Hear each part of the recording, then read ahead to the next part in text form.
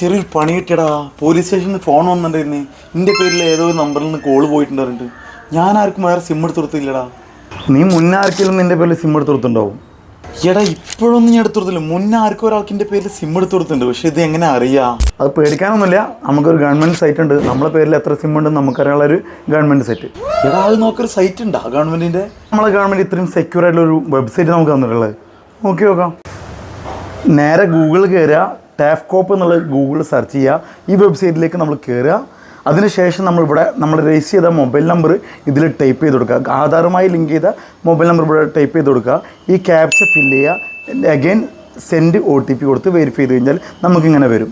ലോഗിനായി വന്നു കഴിഞ്ഞാൽ നമുക്ക് ഇങ്ങനെ ഒരു ലിസ്റ്റ് കാണിക്കും. നമ്മുടെ ആധാർ കൊടുത്ത് നമ്മളെടുത്ത മൊബൈൽ നമ്പറിൻ്റെ ലിസ്റ്റോളം അത് കാണിക്കാം. അപ്പോൾ ഇതിൽ ഏതെങ്കിലും ഒരു മൊബൈൽ നമ്പർ നമ്മളെ മൊബൈൽ നമ്പർ എല്ലാം നമുക്ക് തോന്നിക്കഴിഞ്ഞാൽ ആ മൊബൈൽ നമ്പർ ക്ലിക്ക് ചെയ്തിട്ട് നോട്ട് മൈ നമ്പർ എന്നുള്ളത് ക്ലിക്ക് ചെയ്തതിന് അടിയിൽ ഈ റിപ്പോർട്ട് എന്ന് കൊടുത്തു കഴിഞ്ഞാൽ സബ്മിറ്റ് അടിക്കുക. അപ്പോൾ